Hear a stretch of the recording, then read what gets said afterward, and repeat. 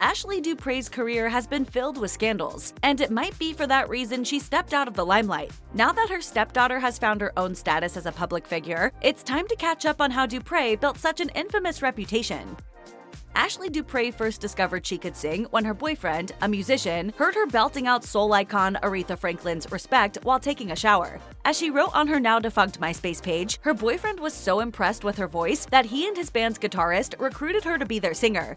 Dupré wrote that she'd gone on tour with them and even recorded with the group.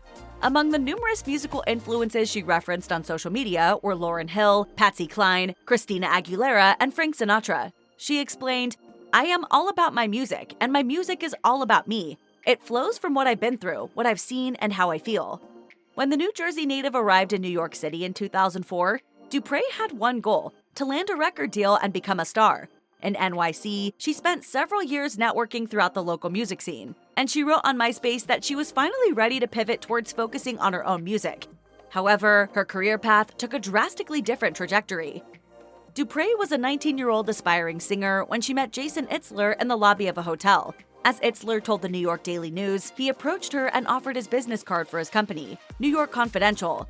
After perusing the company's website, Dupré ascertained that Itzler's business was sex work, and she was interested. As Itzler told the Daily News, she called him 2 days later. He recounted, she says, "Hey Jason, I want to work for you. When I caught my breath, I said, 'Do you know what I do?' She's like, 'Yeah.' I said, 'Get over here.'" Dupré proved to be a natural, and Itzler was so pleased that he gifted her with a pair of $2,000 shoes by Manolo Blahnik after her first date. Before long, she'd become a favorite of his wealthy clientele, who shelled out $1,000 an hour to enjoy her services. Appearing on SiriusXM's The Judith Regan Show, Dupré explained the simple reason she chose to become a sex worker. For me, I was working 3 jobs and I couldn't afford my rent. In March 2008, a federal investigation into a prostitution ring resulted in a wiretap that surprisingly revealed the involvement of New York's then-governor, Eliot Spitzer. Further digging uncovered that Spitzer was a regular customer who had spent a whopping $80,000 on escorts. As a result, Spitzer was busted in a sting operation, with a federal affidavit stating that he checked into a Washington, D.C. hotel under an assumed name in order to sleep with an escort identified as Kristen. The New York Times was the first news outlet to identify Kristen as Ashley Dupré, and according to the outlet, she hadn't been charged, but had been enlisted as a witness to testify against the 4 people charged with running the ring. Worried about her reputation after her identity was made public, Dupré told the Times, "This has been a very difficult time. It is complicated. I just don't want to be thought of as a monster." Within days of the scandal being reported, Spitzer resigned as governor. As his wife stood stoically beside him, he made some brief remarks to the press, saying, "I am deeply sorry that I did not live up to what was expected of me." After she was outed as the escort who brought down Spitzer, Dupré's name began appearing frequently in the media. All of a sudden, I was this pop culture icon, sex symbol, notorious bad girl. Notorious, infamous. As her notoriety grew, so too did the opportunities to exploit the public's apparently insatiable curiosity about her. That was evident in traffic to her MySpace page, which had received a staggering 9 million views in the wake of the Eliot Spitzer scandal. Within days of Spitzer's resignation, Hustler publisher Larry Flynt offered her a cool $1 million to pose nude for his magazine. As he told Bloomberg, $1 million is more than what she would make as a call girl. She's quite attractive. Maybe Spitzer wasn't paying too much after all. Rival magazine Penthouse also made overtures to Dupré. Mark Bell, CEO of Penthouse Media Group Inc., told Bloomberg that the company had various opportunities to offer her but didn't divulge how much money was on the table. He did, however, advise her to strike while the iron was still hot. As Bell reflected, "She's news. The sooner she does something, the more money she can make. For all you know, there's going to be someone else who takes the news attention away from her." That prediction proved incorrect. 2 years later, the public fascination with Dupré was still strong enough that she appeared on a 2010 cover of Playboy and posed for some steamy photos within the magazine itself. In December 2009, the New York Post hired Ashley Dupré to write an advice column called Ask Ashley that focused on love, sex, and relationships. In a video announcing her new gig, Dupré explained why she was uniquely qualified to provide advice. Take it from me, someone who could have used a little advice in the past. There's nothing better than learning from someone else's experiences. Ask Ashley continued for a few years. In fact, in 2010, she devoted her entire column to her Playboy spread, explaining why she chose to wait until 2 years after the LoveGov scandal. She wrote, "I spent the last 2 years trying to be known as anything other than a prostitute. "You might find this shocking, but it's kind of hard to live down." As she pointed out, she had initially planned to become a third-grade teacher if her music career didn't pan out, but that was now an impossibility. She reflected, "At the end of the day, I'm just trying to make the most of my situation and build an honest life for myself." She closed out her run as an advice columnist nearly 3 years later, penning her final column in May 2012. She explained that she was moving on in order to focus on Femme by Ashley, a lingerie and swimsuit store she'd opened in Red Bank, New Jersey. In the midst of Dupré's notoriety from the Spitzer scandal, another offer to pose naked came from Girls Gone Wild founder Joe Francis. As it happened, Francis checked his archives and discovered he already had nude footage of Dupré taken while she was vacationing in Miami celebrating her 18th birthday. Confirming his offer was no longer on the table, Francis told the Associated Press, "It'll save me $1 million. It's kind of like finding a winning lottery ticket in the cushions of your couch." A problem emerged when Dupré's attorney told TMZ that the video, in which she exposed her breasts, was taken more than a month before she turned 18. Dupré sued Francis, seeking $10 million in damages. Francis, however, insisted that he had both an ID countering her claims of being underage and her consent to appear in Girls Gone Wild videos. The plot thickened when another woman, Amber Arpaio, sued Francis and claimed the driver's license that Dupré used to prove her age was actually hers. Dupré subsequently dropped her lawsuit. Nearly a decade later, in 2016, a judge ordered Francis to pay Arpaio $3 million.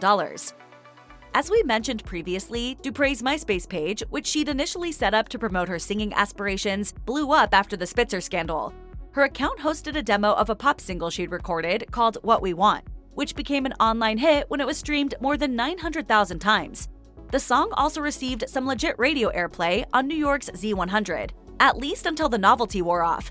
She then uploaded the song onto Amy Street, an online music retailer, where it could be downloaded at a cost of 98 cents. According to the New York Daily News, the song was listened to nearly 300,000 times, reportedly scoring her a sweet $200,000 payday. She followed that up with a second single titled Move Your Body. According to HuffPost, those two songs were ultimately listened to a combined 500,000 times. However, there was some confusion about how much she actually earned. While Amy Street did reveal how many times her songs had been listened to, the site didn't divulge how many people actually paid to download them. According to an estimate from Alley Insider, what she'd actually earned was probably more in the range of $13,000 or so. In September 2009, she released another single, I Feel So Alive Without You, followed in 2010 by Inside Out. Both of the latter songs can still be streamed on Spotify today. While Ashley Dupré's dreams of music stardom may not have come true, she proved to have a canny knack for prolonging her 15 minutes of fame. In July 2008, E! News reported that she was in the midst of developing a reality TV dating show.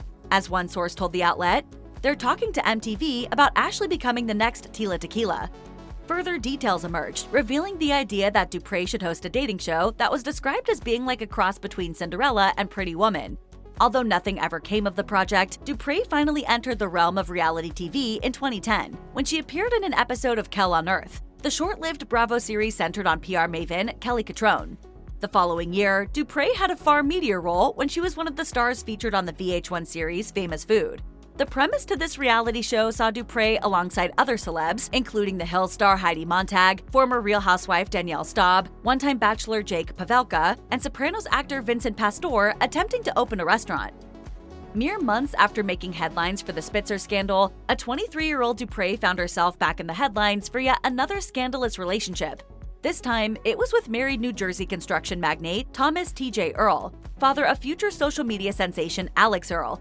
Thomas's lawyer told the New York Post, TJ made a grave mistake. TJ has accepted full responsibility. He's not blaming anyone else.